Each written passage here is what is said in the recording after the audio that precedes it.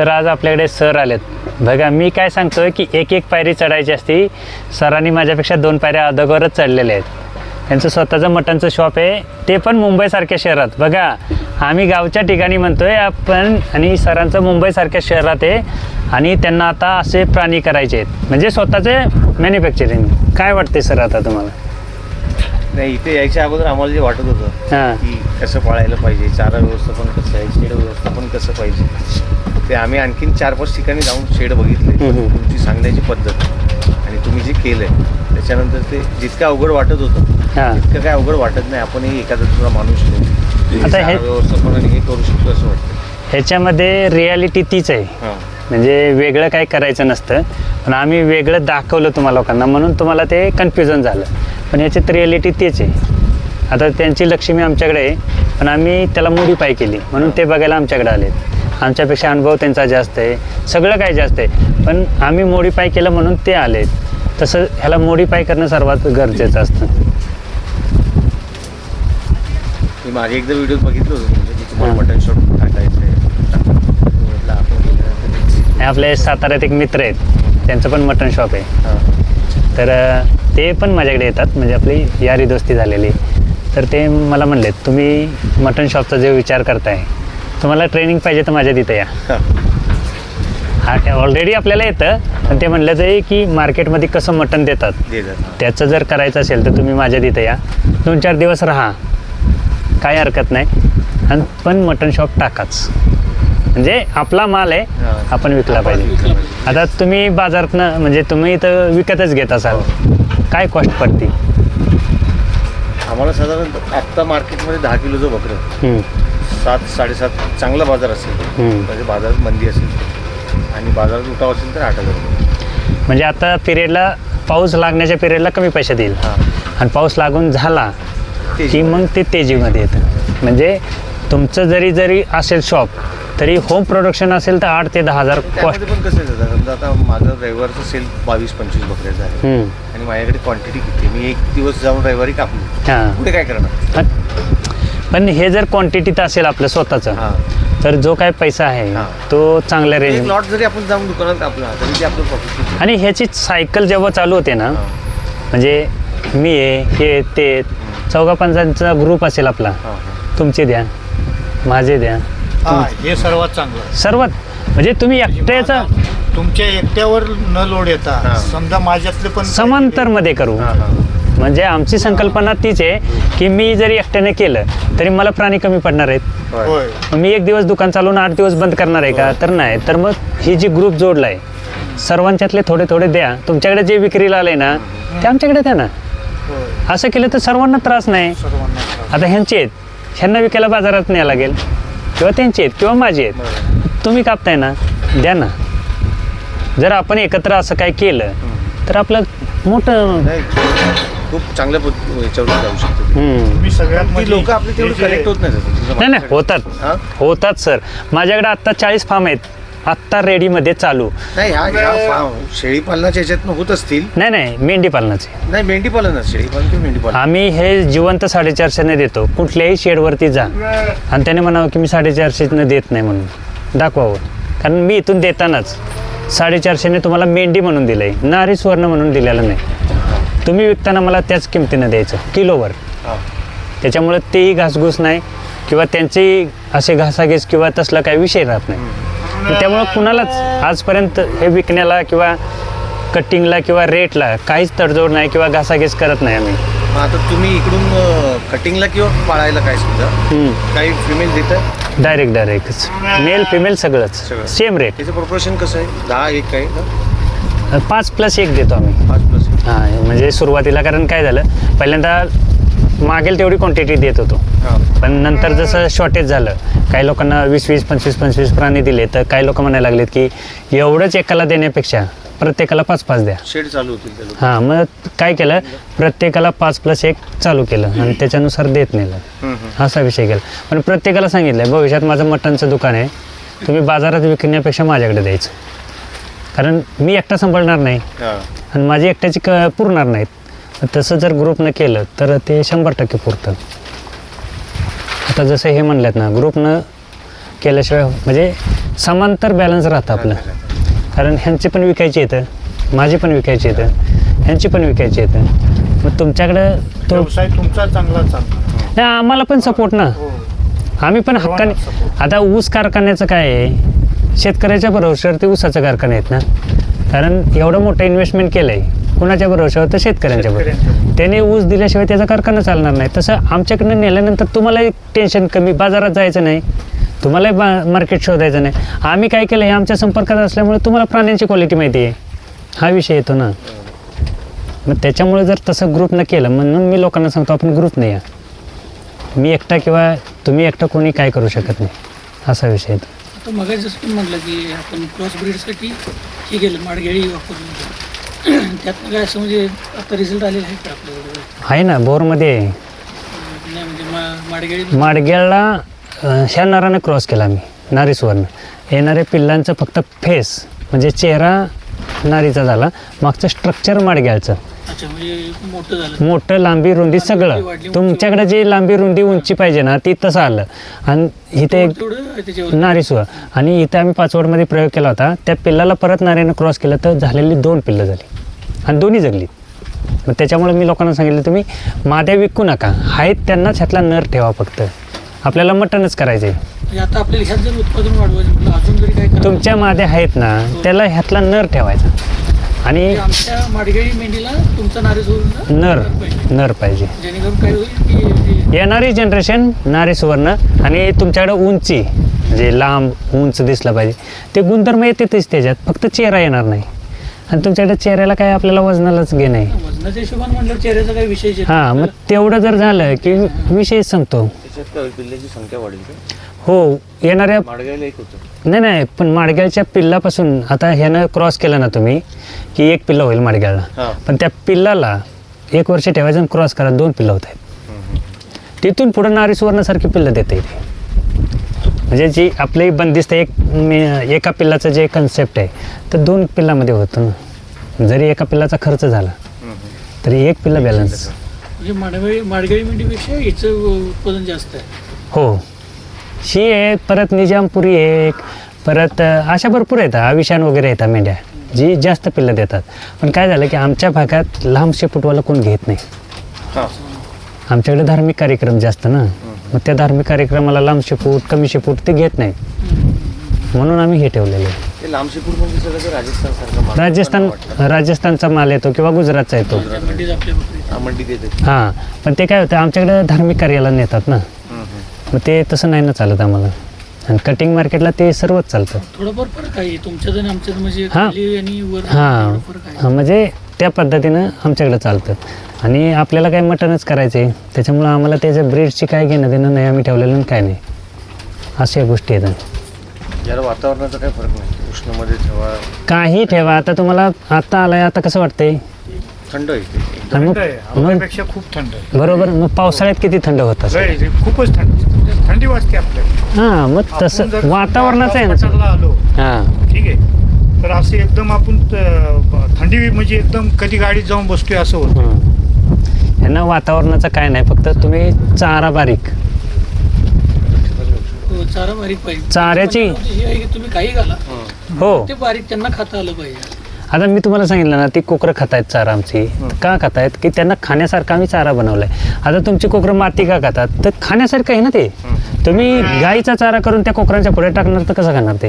आता आम्ही पण काय केले, पारंपरिक जे आमच्या भागात पण आता कॅनॉलचं पाणी फिरलंय, हां, सगळी बागायत क्षेत्र झालं. ओलिता खाली आल्या, मेंढरं फिरवायला जागा नाही. तर बऱ्यापैकी लोक आता आमच्यासारखा जे युवा वर्ग इकडे वळलाय, ज्यांना नोकऱ्या नाहीत. ते गावाकडे ॲक्च्युली आहेत. पहिलं काय झालं होतं की तुमचा युवा वर्गच कंटाळला का, तर आमच्या डोळ्यासमोर दिसत होतं ना, माझ्या मुलाला आता ह्याला मुलगी द्यायची आहे तर ह्याला बांधावरती कोण पण शिव्या देते का, तर मेंढरं फिरवतोय ना.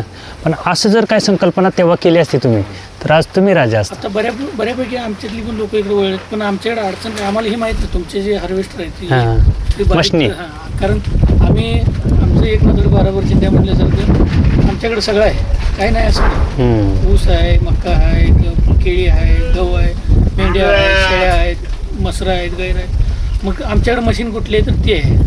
गायींची. आम्ही गायांची चुरा करायचं, त्यात घालायचं. मग आमचं जास्त जी नॅट असते ती काय द्यायचं तर मका द्यायचा. आता बघा आम्ही चारा घातला नाही अजून, किती गावांनी चारा राहिलाय. आम्ही आता काय करतो, आता आमच्यात जी लोक करायला लागले, मी काय स्वतः करत नाही, पण जे आता मी बघितलं ते काय करतात की संध्याकाळी तासभर फिरवून आणायचं त्यांना, हा. सतत नेऊन आणायचं शहाणा. पाय मोकळं करायला. आणि बाकी हे म्हणजे मुरगास वगैरे आता तुम्ही मगाचच म्हणलं मुरगास घालायचं नसेल तर आपलं हाही ओला चारा गावातनं काढून आणलेला ते घालायचं आणि सोडायचं का?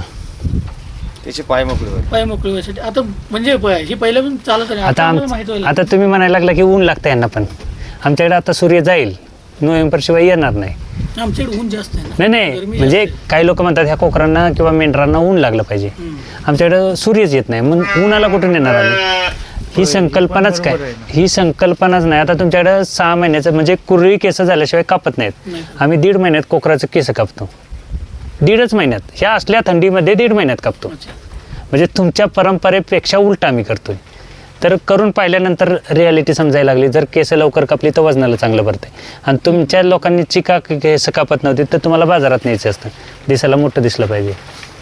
बरोबर आहे. नाही, केस कापल्यामुळे त्याची तब्येत वाढते हे मान्य हा, आहे. आहे पण ते समजलं. आम्हाला जर बाजारात न्यायचं असेल ना तर केस असल्यामुळे मोठं दिसतं मोठं ना. दिसतं. असा प्रश्न आला, म्हणून आम्ही त्या पद्धतीनं मेंढी पालन करायला लागलो. वेगळं काय केलं नाही, फक्त काय आहे की असं केलं तर काय होईल हे प्रयोग केलं आणि त्याच्यामुळे सक्सेसमध्ये आलं. त्याच्यामुळे सर्रास लोकांना सांगतो करायचं तर तुम्हाला असंच करावं लागेल, पर्यायच नाही तुमच्याकडे. आणि ह्याच्यामुळे ज्यांच्याकडे 600 प्राणी 1000 प्राणी आहेत ते इथं येतात की आम्हाला जमलं नाही, मग तू कसं काय, खरंच ती पिल्लं खातात का, तर या बघा, असा विषय येतो. मग तसं केलं मेंढीपालन. तुमच्याकडे तर ऑलरेडी साहेबांचं आहेच, विकण्याचा काही प्रश्नच नाही. मामा बचत आहे, माझा मामाच आहे ते. मग काय तुम्हाला, मग तुम्ही 100 सांभाळा ना. मामांना सांगा मी तुम्हाला इकडून ताकद देतो, तुम्ही तिकडे किल्ला लढवा, संपला ना विषय. बाकी काय करायचे. आमच्या डोक्यात नाही. फक्त काय आहे, तुम्हाला शेडची संकल्पना तुमच्याकडे कुणाकडे नाहीये. ही अशी उंचीवरची, आता याची हाईट किती आहे? म्हणजे- हे 8च फूट आहे. नाही नाही जमिनीपासून हे 14 फूट आणि ते 12. तुमच्याकडं सिमेंटचा पत्रा टाका आणि 1-1 फूट अजून वर करा. आणि खाली काही बांधकाम नाही, सिमेंटचं पोल लावले ते आम्ही, साधं एकदम नॉर्मल आहे, काही विषय येत नाही. त्याला साईडने भरून कॉन्क्रीट लावलंय का? भरून घेतलंय, भरून घेतलं. पुन्हा भरलं जर पाईप लावून. पाईपला पत्रा लावला आणि भरला, कारण आमच्याकडे हवा जास्त येते ना, त्याच्यामुळे ते भरलेलं आहे. तुमच्याकडे काय विषय येत नाही. आणि ह्याचा स्मेल तुम्हाला आता येतोय का, सर्वात महत्त्वाचं. आता तुमच्याकडे पण मेंढरं येतं. नाही आता आम्ही जर मेंढराचा वाडा लोटा गेलो तर आमचं असं कपाळ भरते, डोकं दुखतंय, हा. डोळे लाल होते, हं. कारण ते म्हणजे धूळ उडती. Acidic आहे ना ते? हो, बरोबरच आहे की. आपण शेवटी तुम्ही विना श्वासोश्वास काम कसं कामच करू शकत नाही. तुम्ही खराटा मारायला लागलाय पण श्वासोश्वास तुमचा चालूच आहे ना. हम्म. आणि काय मास्क घालून थोडी जाणार आहे, मास्क घातलं तर सफोकेशन आहे, मग ते असं डोकं जाम होतं. म्हणूनच घरची कंटाळतात. आपल्या ज्या घरची काम करत नाहीत ना ह्या मेंढी पालनात, तर त्याचं कारण तेच आहे की ह्याचा झाडू जो काय वाडा आहे ना त्याला झाडू मारायला लय कंटाळा येतो. इव्हन आम्ही आता थोडक्यात मुंबईत सांगतो बकरा की खरेदी करायला आता जातो मंडीत जातो. तुमच्यापाशी येऊन आम्हाला 1 तास झाला, हां, उभाच आहे ना हो इथंच उभा आहे आम्ही आल्यापासून कुठे आल्यापासून. आणि तिथं गावात गोट्यात जाता का? नाही जात. बरं आम्ही झाडूच मारत नाही. म्हणजे 19ला शेड बनलंय, झाडू मारला नाही. आणि खाली ह्याच्या 1 वर्षाशिवाय उचलत पण नाही. आम्ही आता बकरा खरेदी मंडीत गेलो की पुन्हा घरात आले की पहिला आंघोळ करायला लागते. हो पण ते कपडे बदला वास येतो एवढा. बरोबर आहे, पण तेच जर काय तुम्ही मॉडिफाय केलं असतं तर सेम माझ्यापेक्षाच क्वालिटी. तुमच्याकडे चारा क्वालिटी आहे, चारा आहे 1 नंबर क्वालिटी. सगळं आहे. फक्त काय झालं की लोकांनी तसं सांगितलं नाही तुम्हाला की असं करा. ऊस बारीक करून घालू शकतो का? आता मी गव्हाचा बुस्सा घालतोय, नाही म्हणजे आमच्या ऊसाचं नाही कुठलाही चारा घाला, फक्त 40%च ओलं झालं पाहिजे, 60% सुकच गेलं पाहिजे. ह्याच्यात अशी नाही घालू शकत आपण. नाही घालू शकत. हत्ती गवत वगैरे आपण बारीक करू शकतो. हातीगाव सुकवा ना तुम्ही. हातीगाव ओलं नका घालू, त्याच्यात पाणी लय आहे ना, सुकवा ना त्याला. तुमच्याकडे मका आहे, ज्वारी आहे, त्याचा मुरगास करा. हातीगाव सुकवा, ऊसाची पाचट सुकवा, त्याची पावडर करून घाला. साहेब आपण ऊसाचा पाला किती पेटवतो. तुमच्याकडे आहे म्हणून पेटवताय हो साहेब. आम्ही जर गव्हाच्या बुस्स्यावर जगवतोय, आता तुमचे मेंढरं तर गव्हाचा बुस्सा खाणार नाहीत, कारण हा ओल्या ऊसाकडे जातच नाही ते, ओल्या ऊसाकडेच मेंढर जात. हो बरोबर आहे. मेंढरांना जरी ऊसात सोडलं तर ऊस खात नाहीत, ते तण खातात. तण गवतच खातात हिरवं. 8 दिवसापूर्वी आम्ही म्हणजे बांगलाला बायका मिळत नाही म्हणून हो बरोबरच आहे पण दारातल्या उसात आम्ही मेंढर सोडली. मेंढरं ऊस खातच नाही तर म्हणजे ह्यांची म्हणजे ते हे काय आहे की दर्जेदार चारा काय आहे ते खातं. ऊस म्हणजे बिना दर्जाचं आहे. हा. जर काय तुमचं जनावर खात नाही ह्याचा अर्थ ते बिना दर्जाचं आहे. पण ह्यांना जर आपण एक दर्जाचं देत असेल आणि दुसरं बिना दर्जाचं दिलं तरी हे चालतं. कारण तुम्ही मक्याचा मुरघास करणार असाल तर एका कणसामध्ये नाही म्हटलं तरी एका ताटाला 2 कणसं लागली. पाव किलो खुराक ह्याचा झाला ना. मग नुसताच काजू बदाम खाण्यापेक्षा तुम्ही एखादी नाचण्याची भाकरी द्या अजून चांगलं होईल ना. तसं याला एक दर्जाचं मिळालं एक बिना दर्जाचं द्या काहीच होणार नाही. हा विषय आहे. आपण आज फक्त काहीतरी नवीन म्हणजे आपल्याला बघायचं. म्हणून मी त्यांचे व्हिडिओ बघितले एकदम म्हणजे नवीन. मी एकदम असं आहे असल्या डोंगरात वारं आणि पाण्याशिवाय काय आहे का शिवाय काही नाही. तरी सुद्धा जर आमच्याकडे होत असेल तर तुमच्या भागात काही विषयच नाही ना.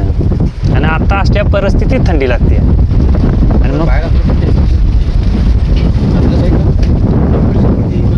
इथे एकदम हवा आहे ना. हा, तुम्ही आणि- मी काय म्हणतोय पाऊस पडला नाही इथं यांना काय थंडी नाही वाजणार आपल्याला पण आपल्याला पक्क थंडी वाजणार आहे. वारा आणि शं- पाऊस सणच होणार नाही तुम्हाला. सण नाही होत. सण नाही होणार. व्हेंटिलेशन आहे ना पूर्ण. आणि अशा वातावरणात जर हे जगत असेल तर तुमच्या वातावरणात हे सोन्यानं पिवळं आहे. आता तुमच्याकडचे मेंढपाळ येतात काय आदरकी वगैरे आमच्याकडे येतात. पाऊस पडला की इथं गाडीत भरतात मेंढरं आणि डायरेक्ट तिकडे नेतात आणि मग 5-6 महिने तिकडे राहतात फलटणला वगैरे. आणि पाऊस गेला नोव्हेंबर डिसेंबरला ते परत घेऊन येतात. पहिली तुम्ही चालत आणायचं होती आता ती बागायती क्षेत्र झाल्यामुळे ती बंद झाली संकल्पना. येणं पण पॉसिबल नाही ना. नाही आणि ते डायरेक्ट गाडीत भरायचं आणि डायरेक्ट घेऊन यायचं अशी संकल्पना आता चालू झाली. मग असं आहे फक्त ह्याला जर अशा पद्धतीनं तुम्ही केलं घरची खुश तुम्ही खुश झाडू मारायचा नाही त्याचा तुमचा 2 तास वाचतात 2 तासात त्याची वैरण होईल. ते तुमचं जसं केलं त्याच्या हिशोबानं काही जास्त काही काम करायचा विषयच नाही. आता तुम्ही म्हणतात धुता कधी आम्ही जेव्हा केस कापतो तेव्हाच धुतो. तुमची खालची मेंढर धुवावीच लागणार. हो आम्ही नदीला नेऊन धुतोय. हो डायरेक्ट म्हणजे एक पाण्यात गेलं की सर्व येतात. हा एक पुढे घेऊन ओढून घेऊन गेला आपण संग गेली सगळी पग पाणी. हां पण आम्ही सांगतोय ना आम्ही धुवतच नाही. बरं कुठल्याही मेंढराचा वास येऊ द्या की येणारच नाही ना. मग तसं स्वच्छता आहे आहे हो.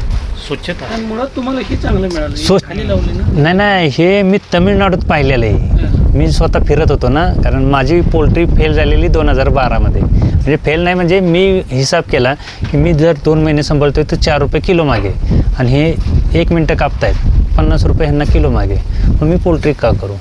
आणि त्याच्यानंतर मी 8 महिने म्हणजे 8 वर्ष गायबच.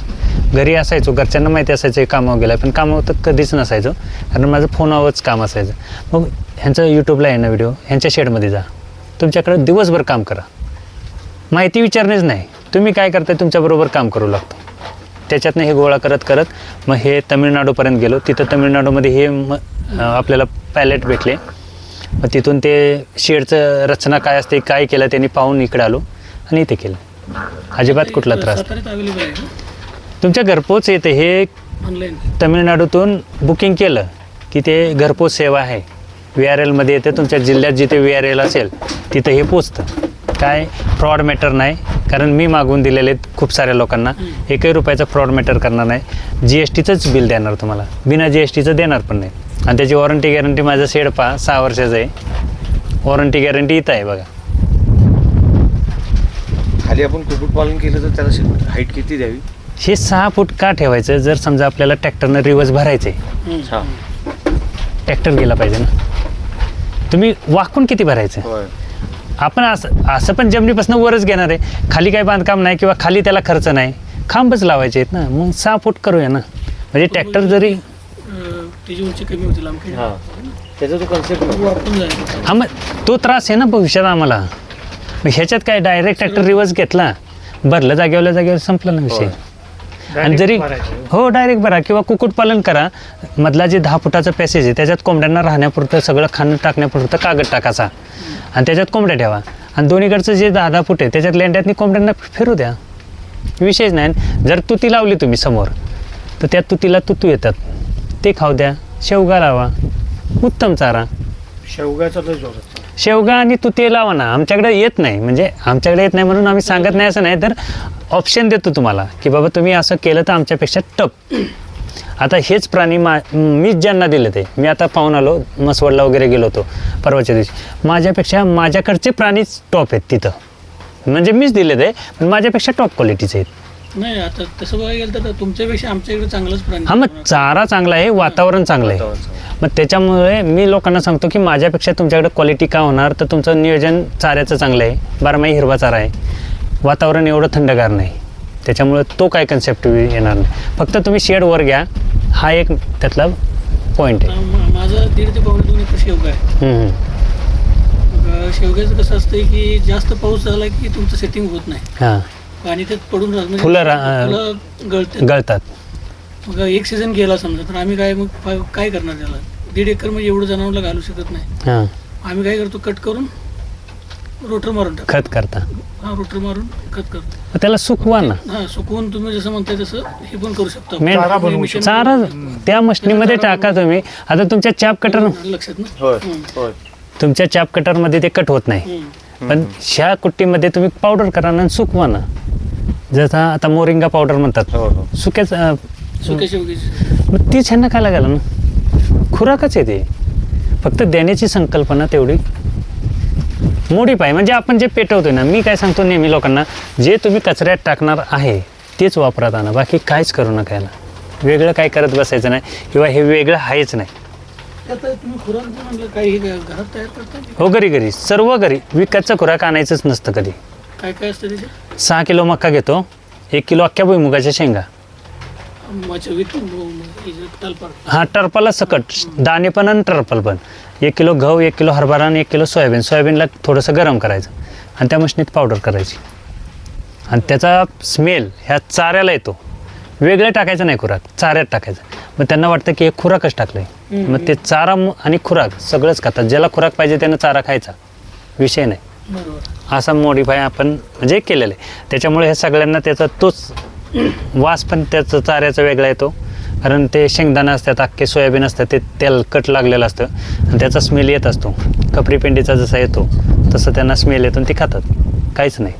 आता ही आता जन्माला आल्यानंतर किती दिवसानंतर म्हणजे असं वॅक्सिनेशन वगैरे असं? 25व्या आपण दिवशी काय करतो, त्यांना एक अल्बोमारचा डोस देतो. बरं. म्हणजे एक साधारण 1 ml पर्यंत देतो अल्बोमार, 1 किंवा अर्धा ml देतो. कारण ह्या वर शेडला काय नसतं, पण आपलं एक असावं. आणि त्याच्यानंतर मग रेग्युलर जेव्हा वॅक्सिन चालतं आपलं दिवाळी आणि मेमध्ये, त्या पिरियडला त्यांना वॅक्सिन करतो. म्हणजे 7 येते त्यावेळेची जी वॅक्सिन. हां, जे आता पाऊस गेल्यानंतर आपण, तोपर्यंत त्यांना कुठलं वॅक्सिन नसतं, फक्त जंतुनाशक कंटिन्यू दर 2, 2.5, 3 महिन्याने. तुमच्याकडे कडुलिंब असेल तर 3 महिन्याने 4 महिन्याने करा जंतुनाशक. आणि जर कडुलिंब नसेल तर तुम्ही दर 2.5-2 महिन्याने वॅक्सिन जंतुनाशक करायचं. फक्त कंपनी बदलायची. आता ही दिली, पुन्हा दुसरी, पुन्हा तिसरी, फक्त कंपनी बदलायची, बाकी काय करायचं नाही. आणि यांना दिवाळी आणि मेमध्ये आपलं सेम कंडिशन, काय विषय नाही. एक्स्ट्रीम उन्हाळा आणि एक्स्ट्रीम हां ही आपली ही जी येते हिवाळा येतो हो, त्या टायमिंगला करायचं. आणि बाकी मामा आहेतच बदलत असते. बाकी मामा आहेतच तुमचे, तुम्ही फक्त ताकद मागे लावा. मामा मी आहे, तुम्ही चला. आमच्या डोक्यात आहे आता कसं नाही बघा, आता एकमेकाला सपोर्ट केल्याशिवाय चालणार तर नाही आहे.